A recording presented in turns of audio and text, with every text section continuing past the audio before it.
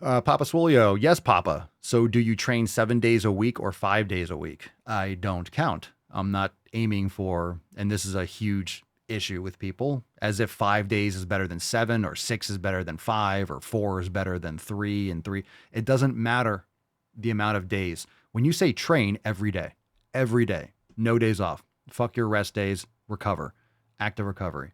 But when it comes to lifting heavy weights, I certainly don't lift heavy weights 7 days a week. I don't count. I don't base my training on a 7 day cycle. Your body does not reset and etch a sketch on Monday.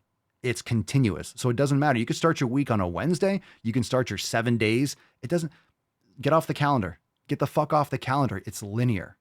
It's linear. Okay. Just because it's Monday doesn't mean you're recovered.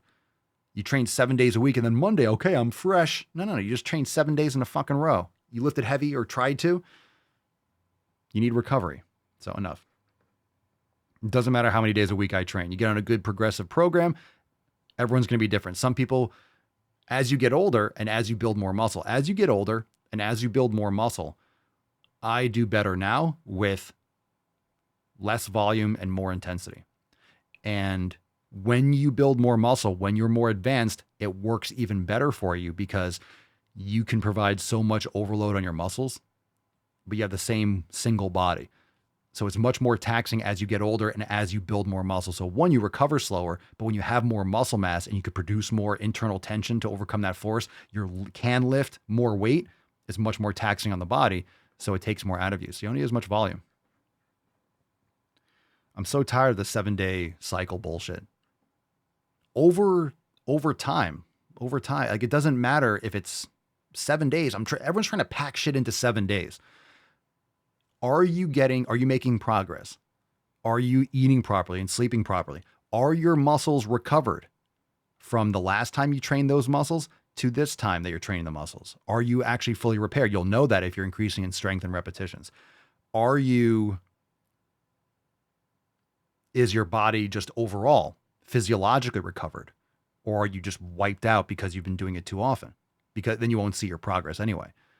So it doesn't matter what the schedule is. Some of you might need, after a leg day, maybe you need 2 days off of intense training.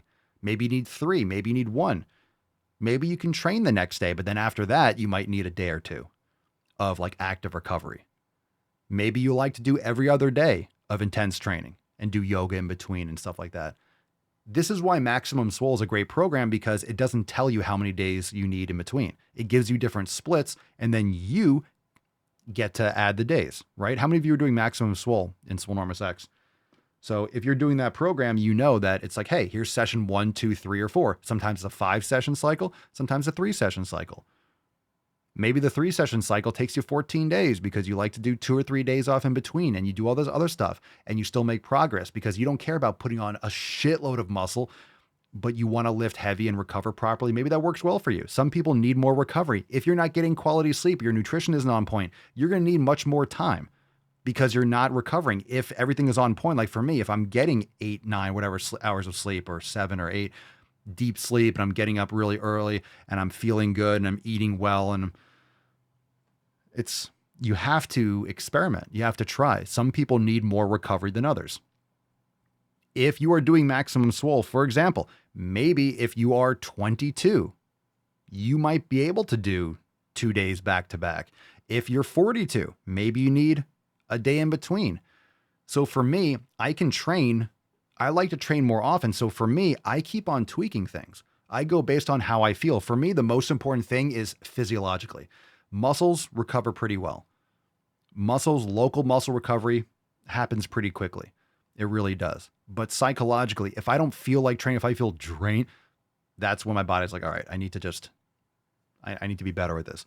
But if I feel like training, I'm going to do it. I'm not going to do it. Even if I feel like training, I'm not going to train a body part that hasn't gotten recovered. If I'm still sore, I'm not fully repaired yet. Soreness doesn't mean that you're building muscle, but it's usually a response to increased stress. So I still want to make sure I'm getting, okay, I trained my chest 5 days ago or 6 days ago or 4 days ago. Maybe an extra day is better, whatever. But I'll train 3 or 4 days in a row. I will. I've learned, I will do that if I feel good enough to do it, but I also modify my volume accordingly.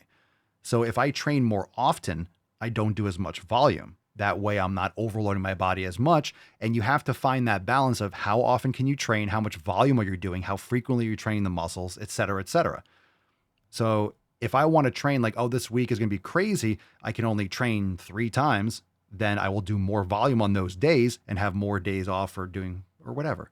Or if like, oh, I'm going on a trip, so I'm not going to be like lifting in my normal pattern, I might do a full, I don't know, like you can change these things.